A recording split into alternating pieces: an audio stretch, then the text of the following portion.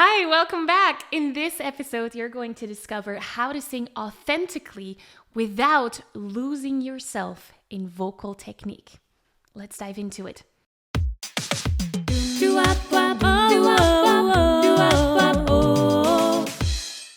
Hi, my name is Maggie. I'm the founder of the Singing Insiders, in which I help passionate singers just like yourself develop themselves as singers and really up-level their singing and their performances.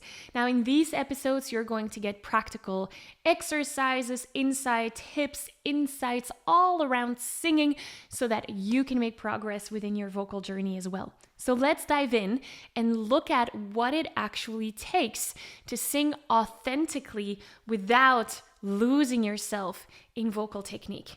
Because the mistake that most singers tend to make is obsessing over vocal exercises without truly connecting to a song.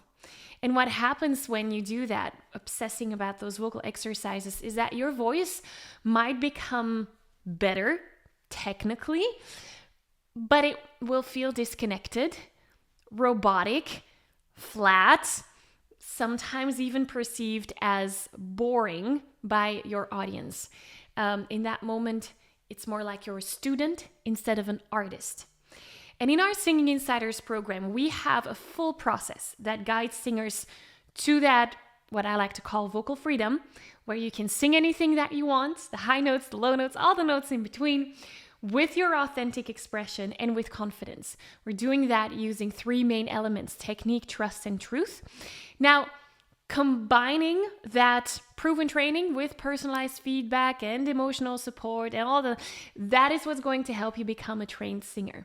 Now, in this episode, I'll give you the first two steps in that process, because these two steps alone will already give you a massive vocal transformation when you're really starting to implement them. Okay, so let's dive into it.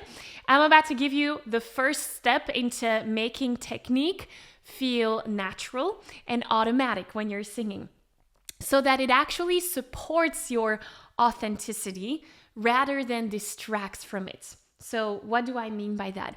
Most singers, they make the mistake of jumping from exercise to exercise without being really consistent, without repetition, and then they're expecting quick results. Now, what happens when you're making that mistake is that your technique doesn't stick. So let me give you an example. In the Singing Insiders, we have a whole vocal workout library where you have sing-along exercises that are designed to teach you a specific vocal technique. And what most singers do is just sing along with that vocal workout and then moving on to the next part. But really, what happens when you do that is that your body hasn't fully integrated that technique within your muscle memory. So what do you need to do instead? I kind of hinted towards it already. And really, the first thing to do is to choose targeted exercises depending on your specific goal.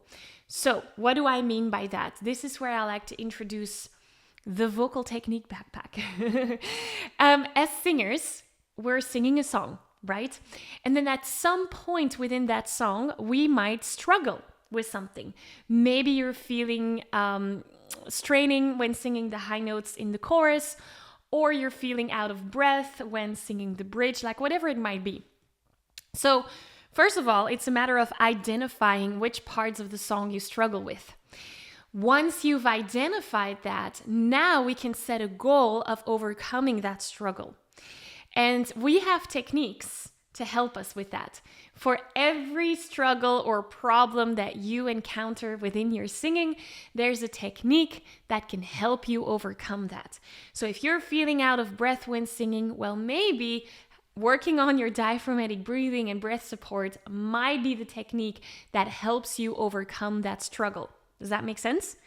So really, step one is to choose a technique that you want to master and that you want to then incorporate within your muscle memory. And this is a very, very important distinction. It's one thing to be able to actually implement the technique. It's a whole other thing to get that into your muscle memory. Compare it to learning how to ride a bike. At first, it takes a lot of focus, a lot of practice, right? But with repetition, it becomes second nature. Now, when I'm taking my bike, I'm not even thinking about how I should hold on to the steering wheel, for example. And that gives you then the joy and the freedom to just ride the bike without overthinking it. And then you're just on your way, right? That's exactly what vocal technique can be for you. And especially when you have that vocal technique within your muscle memory. It gives you that freedom. And having those vocal techniques within your muscle memory then allows you to move on to step number 2. So step number 1 is getting the vocal technique within your muscle memory. Step number 2, that is where we're starting to unlock the part of your voice that makes people listen to you and really feel something when you're singing.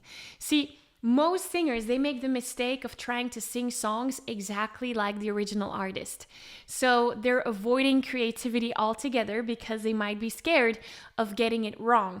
And when you're doing that, what happens is that your performance will feel safe, will feel a duplicate of the original or even forgettable. So that's where you miss a chance to connect with your audience and really, most importantly, to connect with yourself. So in step 1, we made sure that your vocal technique got absorbed into your muscle memory so that you don't even have to think about it anymore. This is what then allows you to tap into your authenticity. When you're then singing in public, singing in front of someone else, whether that's on stage, in the choir, at an audition, that's where I invite you to forget about your vocal technique. So we don't even want to think about breath support. We don't want to be thinking about, do I activate my chest, head, or mixed voice, or twang, or bites? Like, we don't want to think about that. These things should be absorbed again in your muscle memory so that you're doing them automatically. This is the phase when we're riding our bikes freely without thinking. Now, the second phase, step 2, is to then focus on tools and techniques like improvisation, vocal variation, working with emotion, working with storytelling to really create that connection with your audience. Because one song can be sung in multiple different ways. If you compare that to a script, for example, 2 actors can read the same lines and deliver a completely different performance depending on how they say it and how they embody that. It's not the words that make it impactful, it's how they say those words that make it impactful. Same thing when you're singing a song. If you're singing a cover of a song, the words might be the same as what the original artist does, but how you're delivering those words is what truly, truly matters. And that's where we can look at techniques and tools of how can we connect with it, like lyric interpretation, vocal variation. I'm thinking about adding melodic variations, rhythmical variations, all those things, vocal color. There is so much to discover here, and that becomes your playing ground.